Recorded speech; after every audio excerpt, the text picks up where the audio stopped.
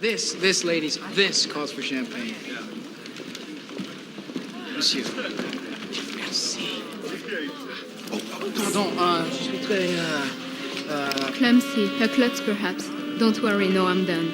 You speak English? Yes. The story is really kind of told through the mind of Richie and his sort of, not understanding what the hell's happening around him in this circumstances. He's picked up by these people and whatnot. He doesn't understand the gravity of what he stepped into. What the? Please, don't scratch the wood. Besides, you will hurt your wrists.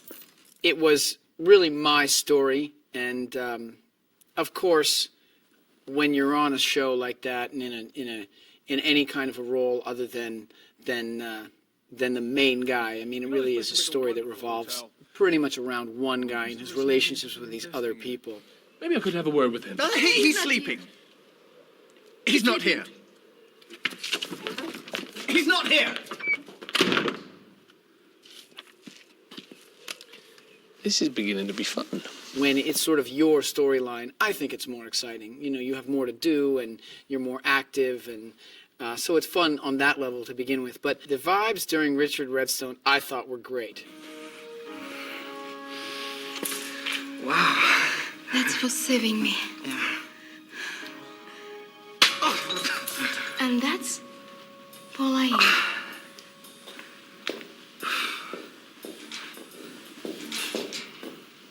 Oh my God. Ransom to me was a little spoof. I enjoyed the flashback. It was kind of fun to have the flashback. You didn't have to order the most expensive room in the hotel, did you?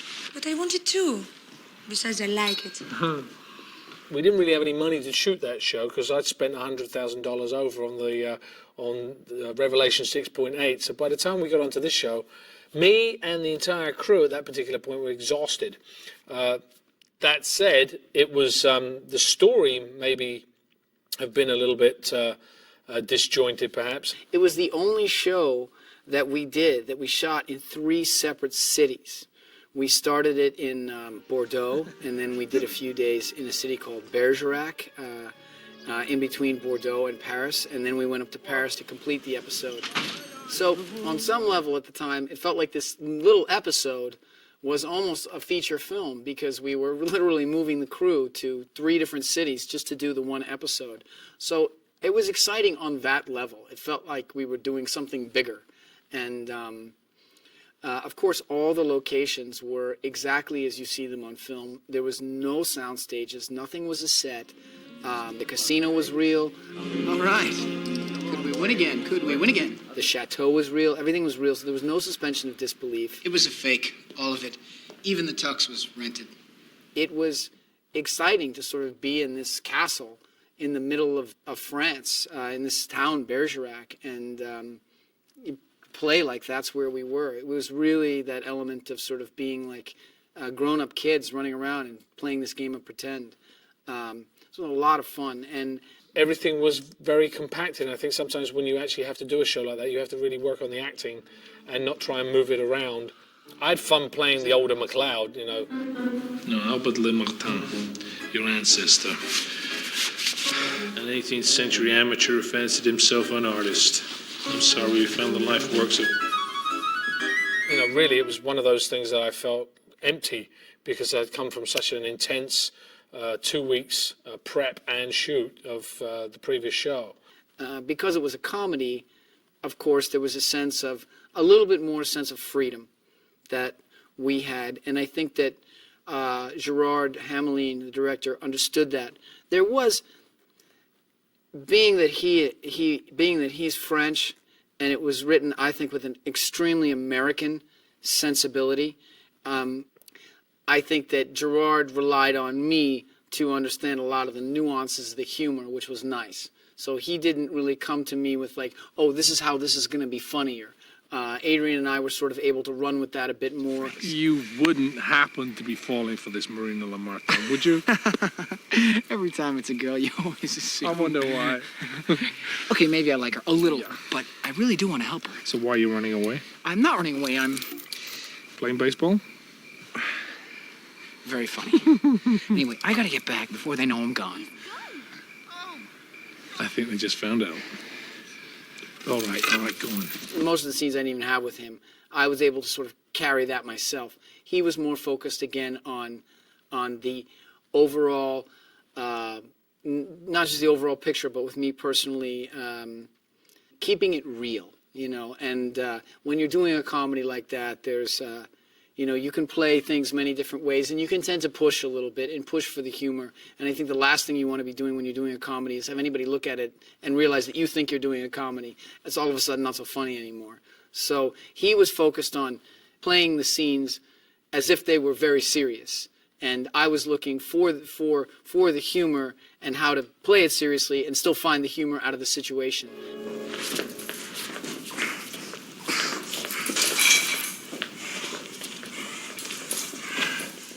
We got to play around quite a bit. He took a lot of ideas from me. I think when we were in the dungeon, the slapping, when the girl slaps me in the face, that was, she wasn't really, that girl was very sweet, very rough with her English, and very nervous all the way through.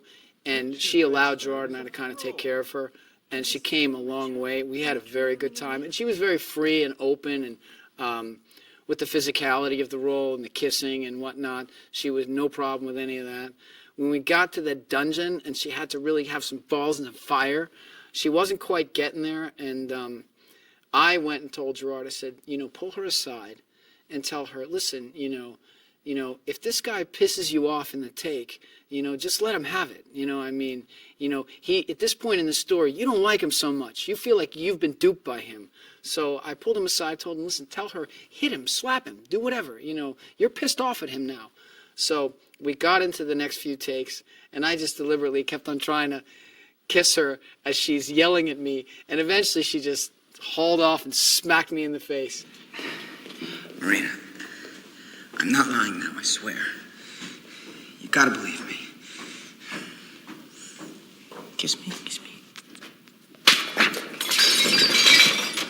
We got what we were looking for there. So Gerard was much more into sort of the play with me, and she later realized that I was in on it the whole time, but I didn't know what was going to happen and when it was going to happen. So it was a lot of fun. It was a lot of fun to play that sort of a thing.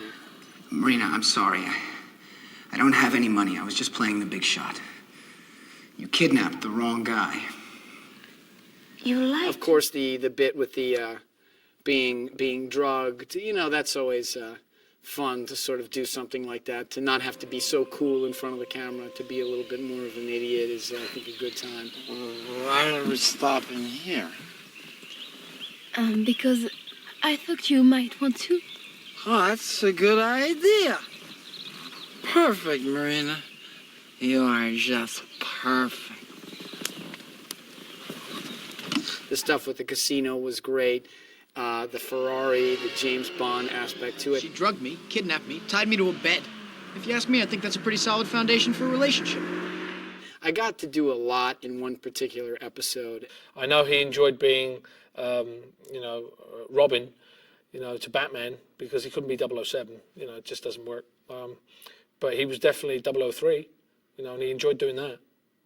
I like the fact that I wasn't wearing brown leather the entire time either. I had a nice tux. And the costume designers in Paris were very, what I liked about them was, I guess they've got a nice sense of style over there. And she was very on, everything had to be tailored properly and look proper. And there was a sense in Vancouver, a little bit of like, you're just a street kid, you don't know how to dress, you don't know how to do this, do that. So she was a little bit more into high styling the character, and that's what we were going for at the time. So I think all the elements really gelled. It was a lot of fun. I had a really good time with that show. Don't feel bad. I'm a pro. Really? And I thought you were just a jerk.